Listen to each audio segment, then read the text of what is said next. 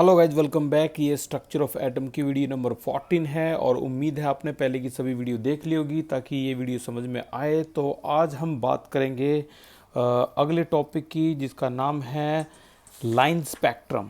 Line spectrum of hydrogen. आपको अच्छी तरह से याद होगा, हमने जो लास्ट क्लास में एमिशन और एब्जॉर्प्शन स्पेक्ट्रम के बारे में पढ़ा था।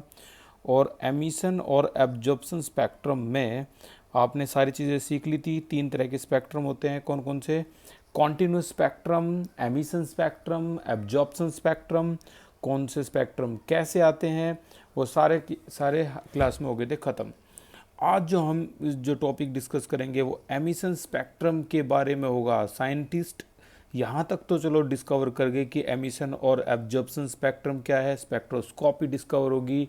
बंसन जो था साइंटिस्ट, उसने यहाँ तक की तो स्पेक्ट्रोस्कोपी बता दी थी, लेकिन अब साइंटिस्ट लगे हुए थे कि इन लाइंस का क्या मतलब है। ये जो लाइंस आपको दिख रही हैं ये किस तरह से किस पैटर्न में आती हैं, इन लाइंस का क्या एक्चुअल मीन है, जो ये ब्राइट लाइंस हैं। तो इस डिस्कवरी को करते हुए अब जो साइंटिस्ट आया, हम जो टॉपिक पढ़ रहे हैं ये आपकी एनसीईआरटी का टॉपिक है, लाइन स्पेक्ट्रम ऑफ हाइड्रोजन। ठीक है, टॉपिक का नाम है लाइन स्पेक्ट्रम ऑफ हाइड्रोजन। ये है आज का topic, line spectrum of hydrogen. तो ध्यान से देखना, आज ये टॉपिक इतनी आसान तरीके से हम कंप्लीट कर लेंगे कि आप किसी को भी इस टॉपिक के बारे में बड़े आराम से समझा सकते हो। कईयों के लिए spectroscopy, spectrum, emission absorption spectrum, ठीक है ना, ये चीज़ बहुत कॉम्प्लिकेटेड होती है, लेकिन आप आज की क्लास के बाद इन चीज़ों को आप किसी को भी आराम से समझा भी सकते हो। बहुत सिंपल है। लाइन स्पेक्ट्रम ऑफ हाइड्रोजन को हम डिस्कस कर रहे हैं। एक पर्टिकुलर एलिमेंट ले लिया, जैसा कि हमने लास्ट क्लास में सीखा था। ऐसे स्पेक्ट्रम हर एलिमेंट के अलग अलग पैटर्न बनाते हैं और अलग अलग स्पेक्ट्रम आते हैं, लेकिन हम एक एग्जांपल लेके चलेंगे, उसका नाम है क्या? हाइड्रोजन। हाइड्रोजन का केस लेके चलेंगे और सीखेंगे कि ये स्पेक्ट्रम में जो ये लाइंस आपको दिख रही हैं वो किस पैटर्न में दिख रही हैं। तो जो पहला साइंटिस्ट आया था उसका नाम था बाल्मर। बाल्मर ने इसके बारे में सबसे पहले बताया, और जो उसने बताया उसके बाद तो साइंटिस्ट की लाइन लग गई, वो सब अपने हिसाब से बताने लगे। ये बाल्मर है, बाल थोड़े लंबे हैं। तो इस बाल्मर ने जो सबसे पहले इसके बारे में बताया, उसके बाद तो साइंटिस्टों की लाइन लग गई। लाइमन, बाल्मर, पास्टन, ब्रैकिट, पीफन और रीडबर्ग नाम के कई साइंटिस्ट हैं, वो भी आ गए इस खेल में। तो सबसे पहले जो इसने शुरुआत की थी वो थी बाल्मर की। और बाल्मर ने क्या बताया था? तो शुरुआत में बाल्मर ने एक ये चीज़ के बारे में बताया, ध्यान से सुनना अब आगे की स्टोरी को अच्छी तरह से देखो।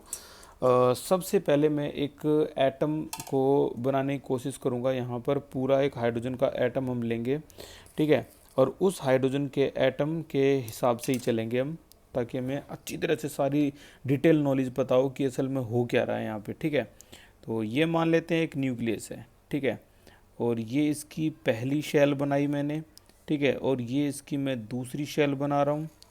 और इसी तरह से इसकी अगर शेल को मैं आगे बढ़ाऊँ तो ये इसकी तीसरी शेल है, और इसी तरह से ये इसकी चौथी शेल है, ये इसकी पांचवी शेल है, ठीक है, ये इसकी छठी शेल है। इस तरह से शेल बनती रहेंगी और बढ़ती रहेंगी। ठीक है, मैंने ज़्यादा नहीं, सिर्फ यही शेल बनाई है। इन्हीं शेल को लेके हम पूरा जो खेल है वो सारा खेल जो है वो समझ जाएंगे। ठीक है, अब ध्यान से सुनना, इसका जो रियल जो मीन है वो क्या है। देखो, इलेक्ट्रॉन हर शेल में, अगर हाइड्रोजन में एक इलेक्ट्रॉन है तो वो आप इसको हीट दोगे तो वो जंप करके अगली सेल में चला जाएगा, और जंप करोगे हीट करोगे तो अगली सेल में, इस तरह से वो जंप करता रहता है पूरी इस इलेक्ट्रॉन के अंदर।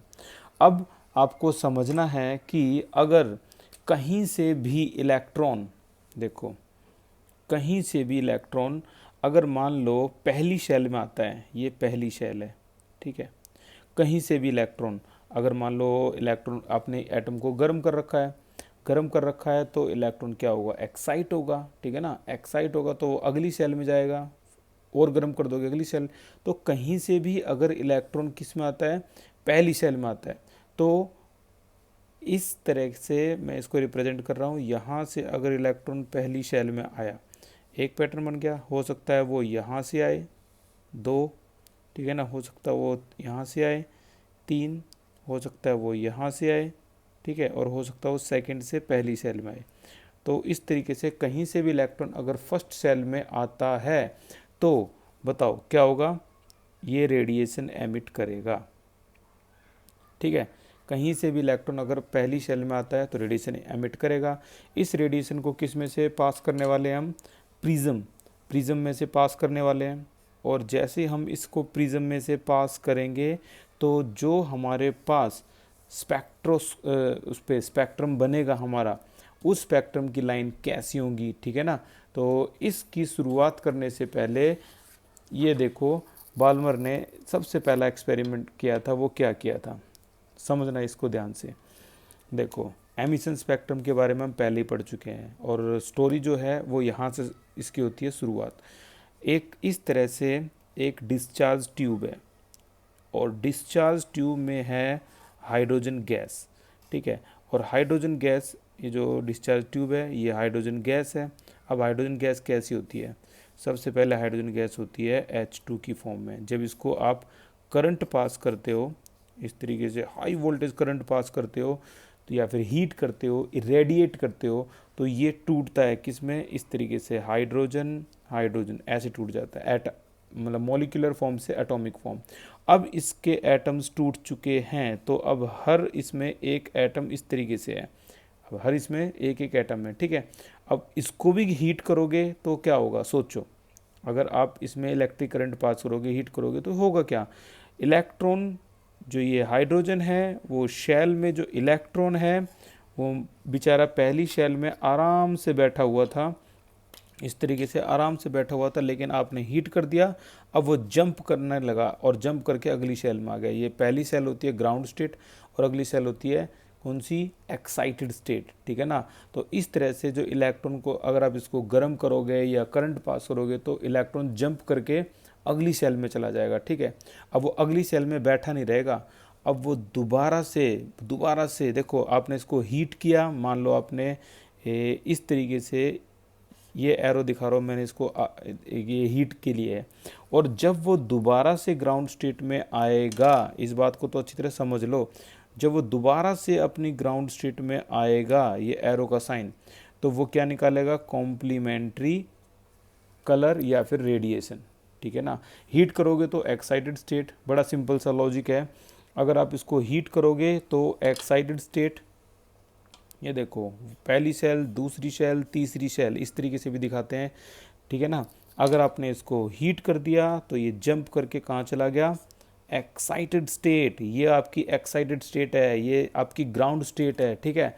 और अब अपने आप, जैसे देखो आपने हीट करा था इसको, ये साइन मैंने हीट का लगा दिया, हीट का साइन, और ये अपने आप अब ग्राउंड स्टेट में आएगा यही, ठीक है ना। और जैसे ही ये ग्राउंड स्टेट में आएगा, इस तरीके से ग्राउंड स्टेट में आएगा तो ये क्या निकालेगा, रेडिएशन।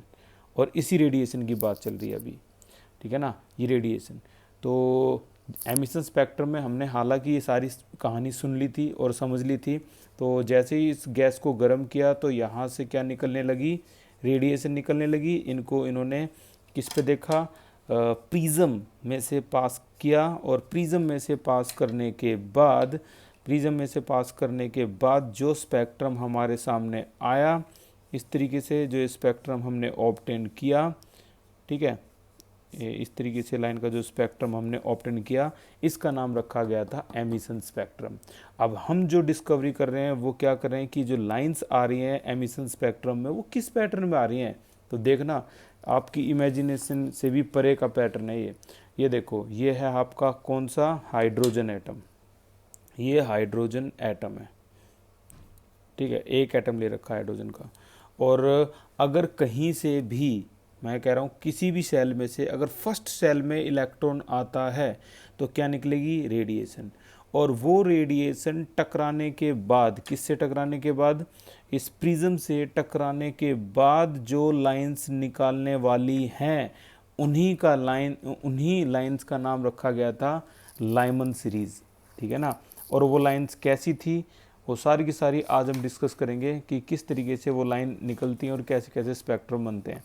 तो जो लाइन जो स्पेक्ट्रम पे लाइन आई उसका नाम रखा गया था लाइमन सीरीज़। इसे लाइमन नाम के साइंटिस्ट ने डिस्कवर किया था। और कहानी आगे ये बढ़ी कि अगर कहीं से भी इलेक्ट्रॉन, अगर मैं कहूँ कहीं से भी इलेक्ट्रॉन, ये तो कौन सी सीरीज़ में आ रहा है, n की वैल्यू 1, यहाँ मैं लिख देता हूँ, ये है आपकी 1 2 3 4 5, ठीक है, यहाँ भी 1 2 3 4 5 इस तरीके से। और अगर कहीं से भी इलेक्ट्रॉन कहाँ पे आता है, पहली में भी, ये तो पहली में आ गया, अब कहीं से भी इलेक्ट्रॉन कहाँ आए, दूसरी सेल में आए, ठीक है ना, कहीं से भी, यहाँ से आ सकता है, यहाँ से भी दूसरी में आ सकता है, यहाँ से भी दूसरी में आ सकता है, और यहाँ से भी दूसरी में आ सकता है। यानी कहीं से भी इलेक्ट्रॉन अगर दूसरी सेल में आए, ये देखो ये कौन सी सेल है, ये सेकंड सेल है, दूसरी सेल में आए तब भी जो रेडिएशन निकलेगी वो अलग तरह की होगी। और उसको जब प्रिज्म में से पास किया जाएगा, इस तरीके से प्रिज्म में से पास किया जाएगा, और जैसे ही उसको फोटोग्राफिक प्लेट पे ऑब्टेन हम करेंगे तो वो आपकी जो लाइंस हैं वो लाइमन से अलग होंगी। और दूसरी सेल वाली के लिए नाम दिया गया था बाल्मर सीरीज़, ठीक है ना। ये किस साइंटिस्ट ने डिस्कवर करी थी, बाल्मर ने, ठीक है ना। ये लाइन यहाँ टकराएंगी और टकराने के बाद ये जो फोटोग्राफिक प्लेट पे जो ऑब्टेन होगा, बाल्मर सीरीज़। और जो फोटोग्राफिक प्लेट पे जो उन्होंने स्पेक्ट्रम देखे तो उन्होंने ये देखा कि यार ये सारे स्पेक्ट्रम विजिबल लाइट के जैसे थे। यानी जो भी फोटोग्राफिक प्लेट पे यहाँ पे आया, इससे निकल के देखो यहाँ से इरेडिएट हो गए फोटोग्राफिक प्लेट पे आएगा, और फोटोग्राफिक प्लेट के बाद उन्होंने पाया कि यहाँ से जो भी स्पेक्ट्रम ऑब्टेन हुआ वो कौन सी कैटेगरी का था, अल्ट्रा वायलेट यूवी रेडिएशन जैसे वेवलेंथ का था। यहाँ से जो रेडिएशन आई इससे टकराई, और इससे टकराने के बाद जो भी पैटर्न हमारे सामने आया वो विजिबल लाइट के जैसा था, विजिबल लाइट के जैसा था। फिर से इसी पैटर्न को आगे बढ़ाते हैं। अब की बार क्या हुआ, कहीं से भी इलेक्ट्रॉन अगर तीसरी शेल में आता है, ये पहली दूसरी तीसरी शेल में आता है, कहीं से भी इलेक्ट्रॉन, मान लो यहाँ से तीसरी शेल में आया है, या फिर यहाँ से तीसरी शेल में आया है, या फिर यहाँ से तीसरी शेल में आया है, कहीं से भी तीसरी शेल में आता है, तब भी जो रेडिएशन निकलेगी वो अलग कैटेगरी की होगी। और इस प्रिज्म से टकराने के बाद जो स्पेक्ट्रम आएगा, जो भी हमारा जो स्पेक्ट्रम आएगा, इससे टकराने के बाद पता लगा कि वो उसकी वेवलेंथ जो है वो निकली कौन से, इंफ्रारेड रीजन की, इंफ्रारेड रीजन की। और इसकी डिस्कवरी करी थी पास्चन, लाइमन, ये लाइमन, बाल्मर, पास्चन। और फिर अगले नंबर पे आया कहीं से भी इलेक्ट्रॉन कहाँ आता है, अगर मान लो कहीं से भी इलेक्ट्रॉन अगर फोर्थ शेल में आता है, इस तरीके से कहीं से भी इलेक्ट्रॉन अगर फोर्थ शेल में आता है, ये आ गया यहाँ पे फोर्थ शेल में आता है, या तो यहाँ से आ सकता है या फिर यहाँ से भी आ सकता है, ठीक है। कहीं से का मतलब है कि फोर्थ, अगर मैं बात कर रहा हूँ फोर्थ की, तो आपका जो इलेक्ट्रॉन है वो 5 6 7 8 9 10 डॉट डॉट डॉट कहीं से भी आना चाहिए। ये नहीं कि आप कहोगे 2 से 4 में आ गए, ये नहीं, ठीक है ना। ये तो जो 2 से 4 में आने का मतलब है वो तो आप हीट इसमें दोगे तब आके वो 2 से 4 में आएगा, ठीक है। 2 से 4 में एब्जॉर्ब करके आएगा, और 4 से 2 में एमिट करेगा तब आएगा, ठीक है ना। रेडिएशन एमिट करेगा तब वो 4 से 2 में आएगा। तो यहाँ की जो रेडिएशन निकली इसको भी प्रिज्म में से पास किया, प्रिज्म में से पास किया, तो प्रिज्म में से पास करने के बाद यहाँ जो पैटर्न हमें मिला वो भी इंफ्रारेड का था, ठीक है ना। लेकिन इसकी डिस्कवरी करी थी किसने, ब्रैकेट ने।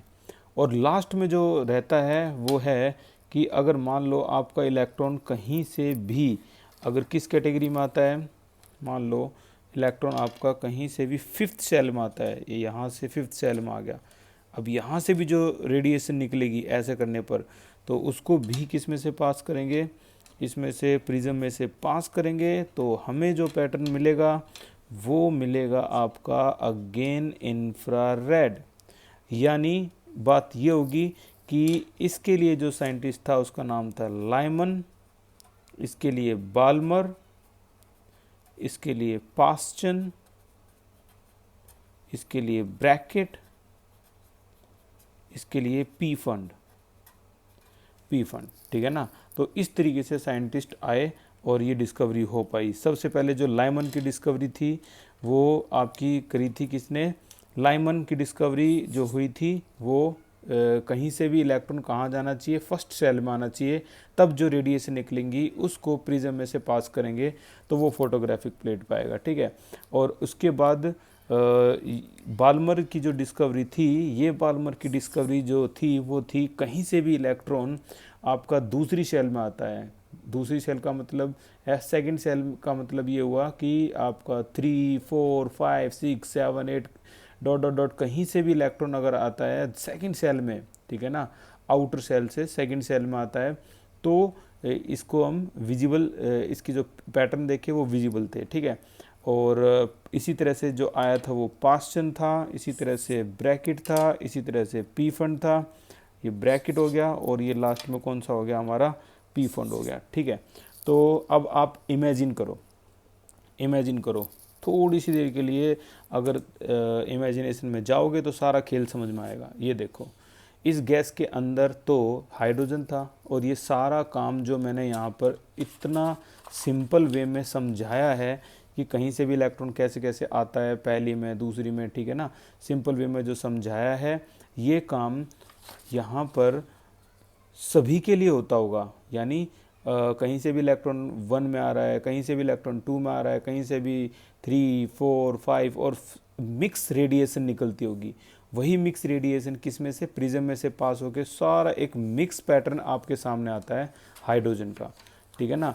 तो मान लो कि ये जितने भी रेडिएशन है, इसके सामने जो प्रिज्म रखा है वो प्रिज्म इन सब से अलग है। यानी जो भी प्रिज्म यहाँ रखा गया है वो प्रिज्म आपका इस तरीके से, एक इमेजिन करना, इमेजिनेशन से ही समझ में आएगा, ये एक बड़ा सा प्रिज्म है, ठीक है। और सभी रेडिएशन इस बड़े से प्रिज्म में टकराकर एक लाइन में पैटर्न बनाती है और उस लाइन में सारे आ जाते हैं, Lyman, Balmer, Brackett, Paschen, Brackett और पी फंड, सभी आ जाते हैं उस लाइन में, ठीक है ना। एक बड़ा सा प्रिज्म और उसमें सभी रेडिएशन टकरा के जा रही हैं। वो तो मैंने एक एक करके सिंपलिसिटी के लिए बताया है। अब चेक करना एक बार, आपने जो भी समझा है वो एनसीईआरटी से कहाँ तक इसमें सेम मैच हो रहा है। ये सबसे सिंपल लिया था हमने कौन सा? हाइड्रोजन एटम के लिए। अब इमेजिन करो ये जो ब्राइट लाइंस हैं अब आपके दिमाग में आ जाएंगी। इन ब्राइट लाइंस को, ये जो ब्राइट लाइन है आपके सामने, इनको मैं अगर यहाँ रख दूँ तो आप इमेजिन कर पाओगे कि यहाँ पर ये वाला हिस्सा लाइमन का है, ये लाइमन है, फिर अगला कौन सा होगा? Balmer, Paschen, Brackett, Pfund, ऐसे टकरा के इस तरीके से एक पैटर्न आपको मिलता है ये, ठीक है ना। ये पैटर्न इस तरीके से फोटोग्राफिक प्लेट पे मिलेगा, सारी की सारी टकरा के। ये मिक्स हैं, यहाँ Lyman, Balmer, Paschen, Brackett, Pfund सारे आएंगे यहाँ पे, अगर ये मान लेते हैं कि ये हाइड्रोजन है तो, ठीक है। तो इसी तरीके से ये पूरा जो स्पेक्ट्रम था ऐसे आया। अब आपकी सहूलियत के लिए एनसीईआरटी में और अच्छी तरीके से इन्होंने समझाया कि होता क्या है, तो देखना एक बार ध्यान से और सारा खेल आपको समझ में आता चला जाएगा इसमें। तो इस तरीके से उन्होंने एक डायग्राम दिया है और बताया है transition of electron in the hydrogen atom. Diagram show the Lyman, Balmer, Paschen series of transition, ठीक है ना। तो इन्होंने बताया पहली शेल है, ये पहली शेल दिखा रखी है और कहीं से भी इलेक्ट्रॉन, मान लो कहीं से भी इलेक्ट्रॉन, अगर इन्होंने सिर्फ 3 ही दिखाए हैं, लाइमन, बाल्मर और पास्चन, कहीं से भी इलेक्ट्रॉन थर्ड में आता है, देखो ये रहा हमारा थर्ड, तो थर्ड में आता है तो पास्चन। तो कहीं से भी इलेक्ट्रॉन अगर थर्ड में आता है तो उसको सीरीज़ का नाम दिया है पास्चन, ये ऐसी लाइन होती है इसकी। कहीं से भी इलेक्ट्रॉन अगर सेकंड में आता है तो ये बाल्मर है, ठीक है। इसकी विजिबल रीजन होती है, ये विजिबल में कौन सी आती हैं, वही VIBGYOR, violet, indigo, blue, green, red वगैरह वगैरह। कहीं से भी इलेक्ट्रॉन 1 में आता है तो इस सीरीज़ का नाम लाइमन सीरीज रखा गया था। और अल्ट्रा वायलेट की जो लाइट या रेडिएशन होती है उसकी वेवलेंथ जो होती है वही वेवलेंथ मिली थी इनकी भी, ठीक है ना। तो इन्होंने ये एक जो टेबल है एनसीईआरटी में, आप जल्दी से अपनी एनसीईआरटी में भी ये टेबल निकाल लो और मैच करो कि इस टेबल में कौन कौन सी चीज़ें हैं। देखो लाइमन बताया गया है कहीं से भी इलेक्ट्रॉन फर्स्ट में आए तो स्पेक्ट्रल रीजन हमारा कौन सा मिलता है, अल्ट्रा वायलेट, ठीक है।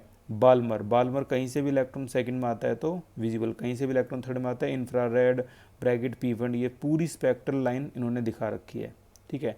और जो भी फोटोग्राफिक प्लेट हमारी जो ये ऑब्टेन हुई है, ये फोटोग्राफिक प्लेट जो हमारी आएगी, ये फोटोग्राफिक प्लेट बिल्कुल वैसी ही प्लेट है जैसे थोड़े दिन पहले हमने इलेक्ट्रोमैग्नेटिक रेडिएशन पढ़ी थी, आपको याद होगा इलेक्ट्रोमैग्नेटिक रेडिएशन, ठीक है। इलेक्ट्रोमैग्नेटिक रेडिएशन के लिए जो इस तरह से स्पेक्ट्रम वाली जो सीरीज हमने पढ़ी थी बिल्कुल वही जो यहाँ पे आती है। और हमें पता लगता है कि कुछ रीजन जो हैं, एक बार मैं चेक कर लेता हूँ, जो स्पेक्ट्रम ये रहा, ये है हमारा EMR का पूरा स्पेक्ट्रम।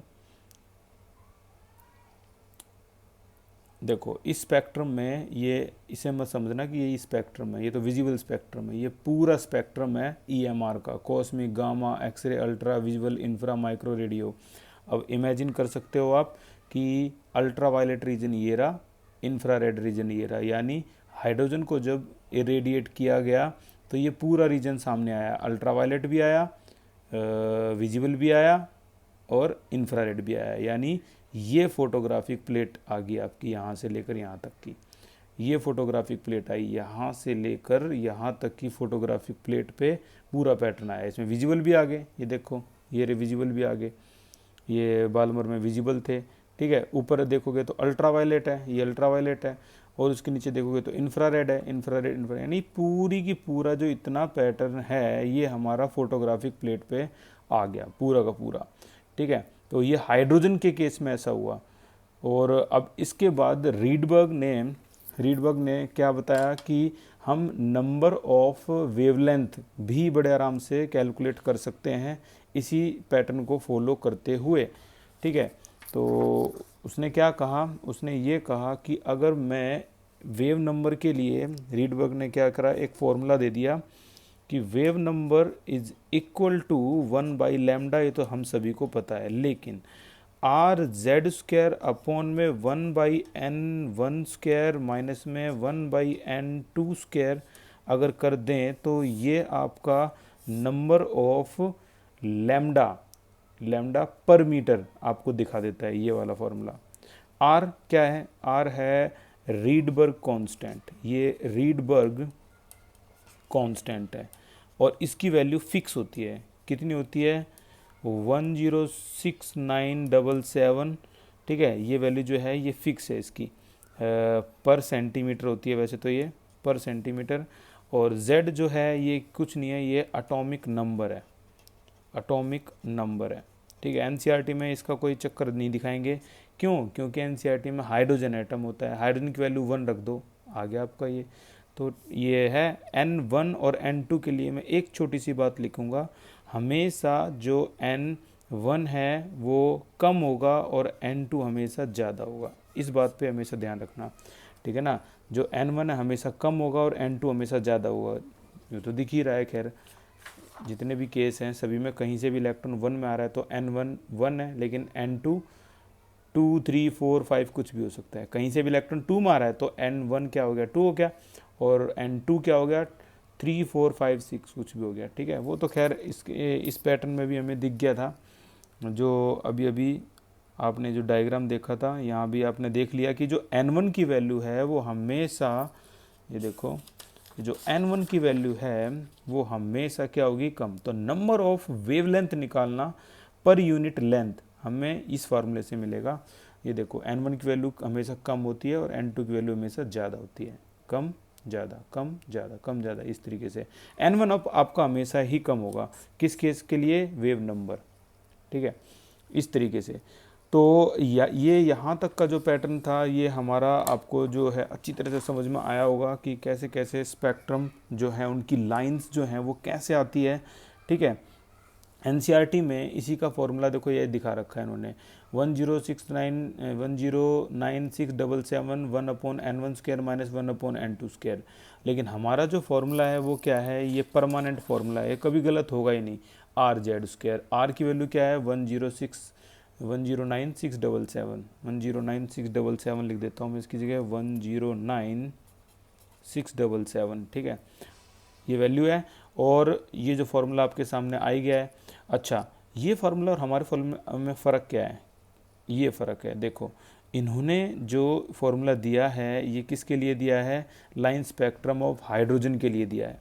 ये हाइड्रोजन के लिए फार्मूला दिया है इन्होंने, और हाइड्रोजन में जेड की वैल्यू क्या होती है 1 होती है, तो वो तो हट ही जाएगी।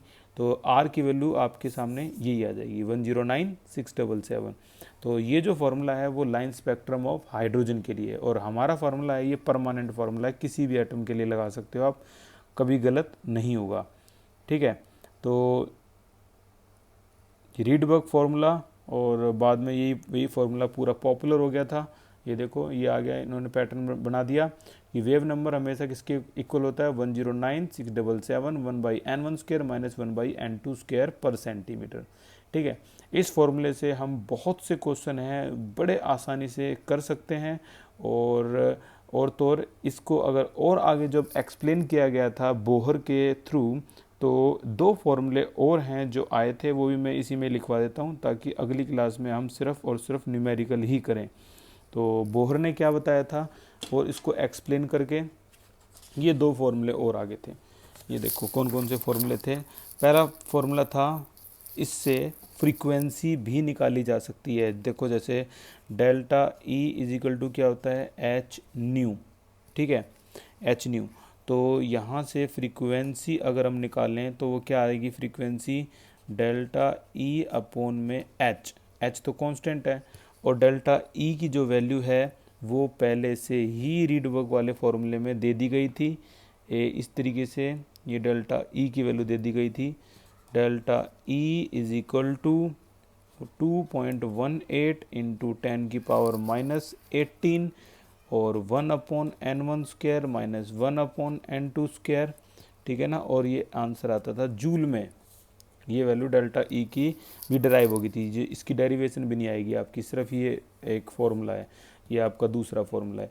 अगर वैल्यू को रखो डेल्टा ई की वैल्यू मैं यहाँ रख दूँ, एच की वैल्यू रख दूँ, तो फ्रीक्वेंसी भी बड़े आराम से निकल सकती है। तो फ्रीक्वेंसी आ जाएगी आपकी 3.29 इंटू 10⁻15 और वही 1/n1 square minus 1/n2 square. ठीक है, तो ये वाला फॉर्मूला भी हो गया। अच्छा, आपको याद होगा एक फॉर्मूला हमने अभी अभी थोड़ी देर पहले रीडबर्ग का भी लिखा था, 1/लैम्डा। इस तरीके से हम इसको बोल सकते हैं क्या, 1/लैम्डा इज इक्वल टू किसके बराबर होता है, अभी अभी देखा था हमने 109,677 इंटू 10, अब बताऊँगा मैं कैसे क्या, upon 1/n1 square minus 1/n2 square. ठीक है, ये अभी भी किया था हमने। और अगर मैं यहाँ पॉइंटर लगा दूँ तो देखें 1 2 3 4 5 है, लेकिन 10 की पावर में 5 की जगह 7 लगा दूँ तो ये वाला फार्मूला अब पहले की जगह क्या था, पर सेंटीमीटर में था। ठीक है, जो बुक में दे रखा है फार्मूला वो किस में था, पर सेंटीमीटर में था। लेकिन अब ये जो फार्मूला है ये आपका क्या हो जाएगा, पर मीटर में हो जाएगा। ये देखो, ठीक है, 1.09677 10⁻7 1/n, आई का मतलब इनिशियल, एफ का मतलब फाइनल। देखो ये बेचारे चिल्ला चिल्ला के एक ही बात बोल रहे हैं कि आई की वैल्यू हमेशा क्या, इसकी जो एनर्जी के केस के लिए, ये तो हम बाद में करेंगे। ठीक है, ये जो फॉर्मूला है ये आपका आ गया मीटर के लिए, तो इसकी ऐसा यूनिट क्या हो जाएगी, पर मीटर। ठीक है, ये ऐसा यूनिट पर मीटर हो जाएगी। फ्रीक्वेंसी की ऐसा यूनिट तो आपको पहले से ही पता है, हर्ट्ज होती है। ठीक है, तो इन दोनों फॉर्मूले में आपको मैं एक अजीबोगरीब बात बताता हूँ जो कि सेम है। इसका नाम बताओ क्या होता है, म्यू बार, क्या होता है ये, इसे कहते हैं वेव नंबर। अगर मैं आपसे कहूँ how many apple you have eaten.